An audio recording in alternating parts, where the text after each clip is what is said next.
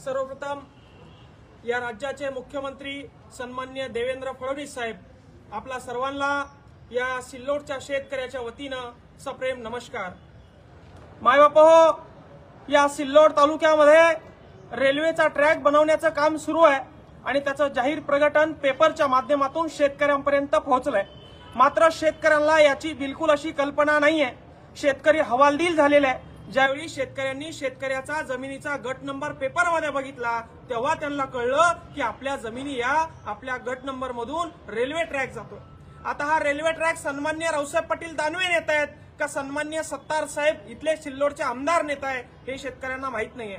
पण शेतकऱ्यांना एवढं माहिती आहे की आपण उद्ध्वस्त होणार आहोत। आपली वारसाची जमीन, आपलं पोट भरणारी जमीन तुकडे तुकडे करून या ठिकाणी विकल्या जाणार आहे, त्याची मांडवली केल्या जाणार आहे। शेतकरी जगतं, शेतकरी मेहनत करतं तर शेतीवर करतं, शेतीमध्ये हमाली करतं, रक्ताचं पाणी करतं आणि पिकवतं। असं म्हणतात शेतकरी जगाचा पोशिंदा आहे। मात्र या शेतकऱ्याला तोडण्याचं काम या सिल्लोड तालुक्यामध्ये सुरू आहे। 100 ते 150 घरांवर हातोडा या ठिकाणी चालणार आहे किंवा केळणा मध्यम प्रकल्प जो केलाय, हजारो शेकडो हेक्टर जमीन ऑलरेडी या शेतकऱ्यांची बागायत जमीन गेलेली आहे आणि आता पुन्हा एकदा रेल्वे त्यांच्या जमिनीतून जाणार आहे म्हणून ते परेशान झालेले, हवालदिल झालेले। मात्र इथले लोकप्रतिनिधी, इथले आमदार, इथले नगर परिषद किंवा जे कोणी असतील ते यांचं ऐकायला तयार नाही। म्हणून आज या सिल्लोड एसडीएम कार्यालयासमोर पूर्ण शेतकरी ज्यांची इच्छा अशी आहे की आम्हाला आमच्या जमिनीमधून रेलगाडी नकोय। जळगावून येणारी ती रेलगाडी आहे, जालन्याहून येणारी ती रेलगाडी आहे। जळगावून येणार, जालन्याला जाणार, मात्र आमचा त्यात काहीच फायदा नाहीये। आमच्या मायबापाच्या, आमच्या बापजाद्यांच्या वारस हक्कानुसार आलेल्या आमच्या जमिनी तुम्ही काळजाचे आमचे तुकडे असले ते तुम्ही तोडणार आहात। काही नेत्यांच्या याच्यामध्ये फायदा होणार आहे, काही नेत्या याच्यामध्ये मालामाल होणार आहे, मात्र शेतकऱ्यांचा 400 square foot, 600 square foot, 1200 square foot ज्यांनी शेकडो वर्षापासून फ्लॅट घेऊन ठेवलाय आणि ज्यांचं इथं राहण्याचं स्वप्न आहे ते उद्ध्वस्त करण्याचं काम इथले राजकीय पुढारी करत आहे। आणि म्हणून इथल्या सर्व शेतकऱ्यांनी या केळणा मध्य प्रकल्पामध्ये शेकडो जमिनी त्यांच्या पाण्याखाली गेल्या आहे, शेकडो जमिनी त्यांच्या अधिग्रहित करण्यात आलेल्या आहे आणि आता पुन्हा एकदा या रेल ट्रॅकच्या माध्यमातून नेत्यांचे खिसे भरण्यासाठी शेतकऱ्यांच्या जमिनी उद्ध्वस्त करण्यात येत आहे। म्हणून इथले सिल्लोडचे सर्व शेतकरी जे की ज्यांना की माहित नाही आपल्या जमिनी या रेल्वे ट्रॅक मध्ये जाणार आहे, जे की पेपरवर त्यांनी बघितलं, म्हणजे एखाद्या हिटलर उक्तीसारखं हे काम आहे। पेपरवर बघून त्यांना कळलं की आपल्या जमिनी रेल्वे ट्रॅक मध्ये जाणार आहे। हे सगळं बघितल्यानंतर काल एका शेतकऱ्याने आत्महत्या केली। त्याला असं वाटलं की आपलं घर हे रेल्वे ट्रॅक मध्ये जाणार आहे म्हणून त्याने स्वतःच्या घरामध्ये गळफास घेऊन आत्महत्या केली।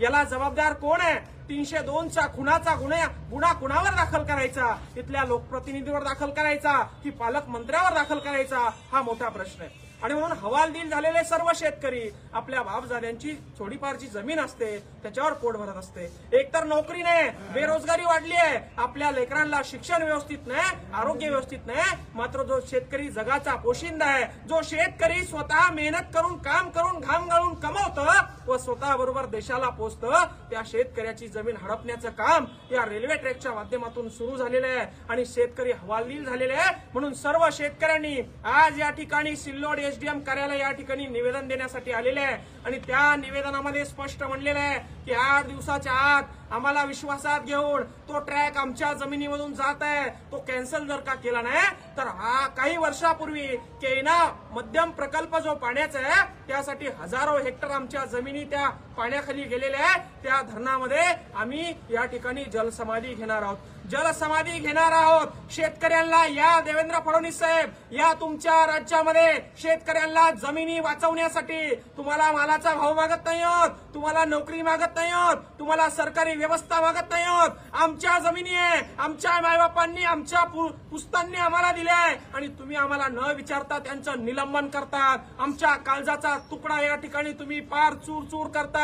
आम्हाला नकोय तुमची रेल्वे, तिकडं वन विभागाची जमीन आहे, त्या वन विभागाच्या जमिनीमधून तुम्ही तुमचा रेल्वे न्यावा, तुम्ही तुमचा फायदा करून घ्यावा।